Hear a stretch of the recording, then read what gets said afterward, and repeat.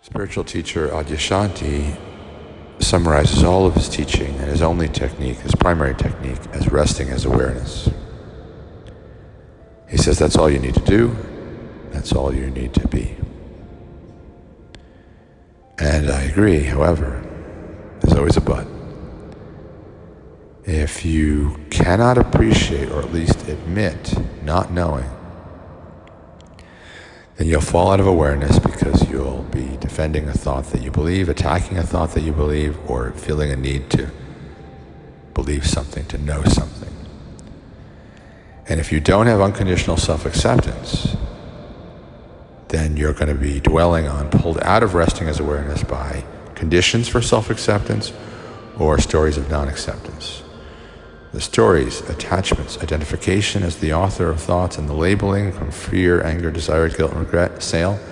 We set sail. We no longer are resting as awareness. So yes, I think resting as awareness is the central teaching, and it is all that is needed, but to be ignoring the underlying principles,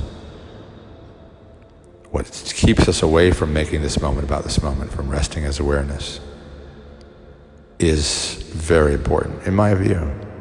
You could say, well, it's just an extra layer, and if you just keep resting as awareness, even each time you're pulled away from doing that, come back to that. And I'm certainly not going to argue against Adyashanti, and I think that is potentially very powerful. And if it were fully accepted, I'd throw out all the content and all the talks I've ever done. That's how powerful I think rest as awareness is, because it can literally challenge all of the speaking, all of the ideas, all the concepts, all the maps that I have ever talked about. I still think they have validity because there's things that pull us out of resting as awareness, but if one really could rest as awareness, then there would be nothing else they needed. Things would come up, mind would get attached, there'd be a story, there'd be identification, there'd be labeling, and you come back to resting as awareness. Resting as awareness is the bardo, is the receptivity, is the night, is the pure yin. Because you're the awareness of content, you're not the content. Meditation is so simple that it's very hard to do for a lot of people, even after years of practicing. The mind thinks it knows or thinks it needs to know. And that's why at the call, the dawn, the spring, the first step, and this first point of the pyramid, I have been talking about to humbly appreciate not knowing. Think. If we knew everything, life would be very boring and we wouldn't be able to grow. However, appreciating not knowing may be very challenging, especially when you're finding meditation difficult. Your mind keeps insisting. So S for story, A for attachment, I for identification, and L for labeling, based on fear, anger, desire, guilt, regret, shame. And the identification is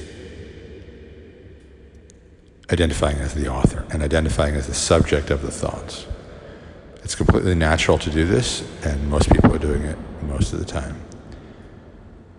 But if we can at least admit not knowing, then the stories and the attachment and the identification and the labeling are weakened, maybe even go away just for a moment. We just admit we don't know. We have no idea if that story is true. We have no idea if that story is helpful. Probably isn't. Certainly attachments aren't helpful. Identification, probably not helpful either. And labeling based in fear and anger and desire and guilt and regret is just not helpful. So we start with admitting we don't know. Maybe we get to accepting we don't know. Maybe we get to appreciating we don't know. And that is associated with sphere 6 in the tree of life, balance, center column. And from there, we're either called to the bardo, silence, stillness, night, yin, receptivity. But typically we don't do that, and we know in nature it doesn't go from dawn to night, it goes from dawn to day. It doesn't go from spring to winter, it goes from spring to summer. And typically it goes from call to the trial. We're called to the trial. Sphere 9, the imagination. And in that trial,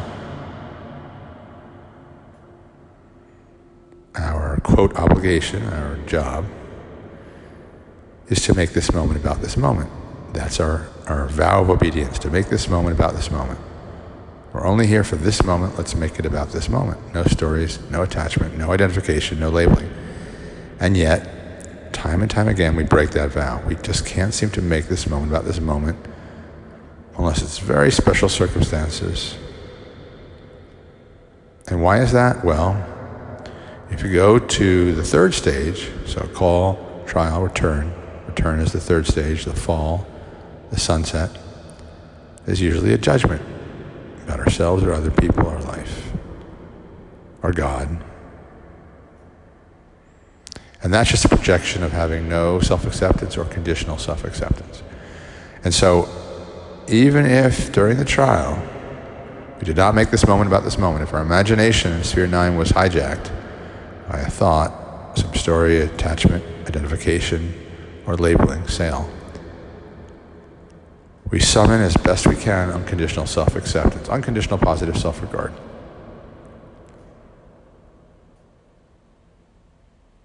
We forgive ourselves. We confess that we just didn't make this moment about this moment, and then we repent, meaning to turn around. We return to the bardo without any need to push any thought across the divide, any thought into the future, any agenda, any story, any attachment, any identification, any label. We just say, I surrender. Into the bardo, silence, and it happens again. And because the bardo is beyond space and time, you probably are not going to, or definitely not going to, be aware that you were there. You can call this the space between moments, the space between lifetimes. You can call it the emptiness in the vessel, emptiness in the cup that allows life to be livable. The center of the wheel, beyond the spokes, whatever you want to call it. It's an essential moment, but we may not experience it. If we're called to the bardo, then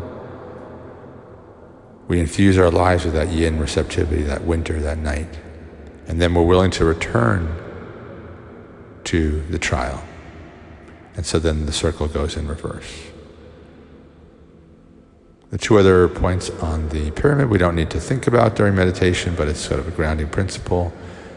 One point refers to that we're all one, even if it doesn't seem that way. So there's only one person. Or we say there's one person and there's God. They're the same, but for sake of convenience or the other side of the paradox, it's helpful for some people to see it that way. And so that can bring a little more compassion towards others, and it can also quell our desire. Because if we have a desire for someone else, but that someone else is actually us, then we're pointed to a higher principle, and the carnal desire can be diminished. And thus we may be able to hold to the vow of chastity, that is, not trying to be desired or quench a desire. But it's fine if we find that difficult. The breaking of the vow of chastity is a pointer to the vow of obedience, which is to make this moment about this moment. And then there's the vow of chastity we talk about, the vow of poverty we talk about, which is simply dwelling on money, what we have, what we don't have, what we think we need. And that also is simply a reminder, if we're dwelling there, we're not making this moment about this moment. So chastity and poverty are just two areas where we stop making this moment about this moment. But the broader context is stories, attachment, identification, and labeling, sale, driven by fear, anger, desire, guilt, regret. So for now, if you just focus on admitting, this is the simplest step, admitting you don't know, over and over again. I don't know, that's true. I don't know if that's helpful. And Byron Katie worksheets are helpful with this, just to cultivate beginner's mind. So often in our world, people are putting themselves forth as experts. and trying to tell themselves that they're experts. But in Taoism and the Fool card in the Tarot, as opposed to Confucius, there's this principle of not having power, not being an expert, admitting that you're a fool. And what's interesting is that you can have people who are presenting themselves as spiritual teachers who know all the lingo, even the lingo about being the fool, but you can tell they are still full of arrogance, that they're sure how things should be and that things are wrong as they are. And this has to do with Enneagram fixation. And so when I present the call, trial, return, Bardo, which comes from Jung, and I talk about reversing it to call, Bardo, return, trial, and I link it to the Tree of Life, Kabbalah, and I talk about the Tarot, and I talk about the pyramid, I'm not saying I know any of this to be true. I'm just saying it's a model to give us a map, because I don't think there are any useful maps out there. If there were, I'd be happy to use those.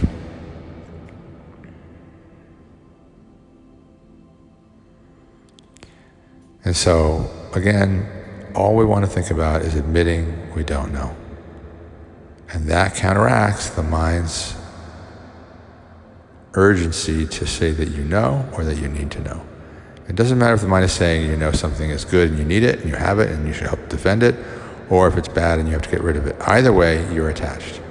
Either way, you're identifying as the author of the thought. Either way, you're locked into a story. Either way, you're labeling from fear, anger, desire, guilt, regret, and shame. So, we simply admit we do not know. We summon humility. And then we may be able to make this moment about this moment. And if not, unconditional self-acceptance, unconditional positive self-regard, and we surrender to the Bardo only to repeat the cycle again and again and again, maybe lifetime after lifetime, until we're every person who ever lived on this planet. And presumably that's going to be a finite number.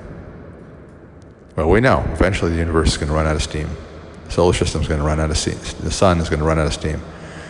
So unless we get out of the solar system, which doesn't seem likely, there's a finite number of people. And instead of saying that's bad, you might think in terms of stories, that's good.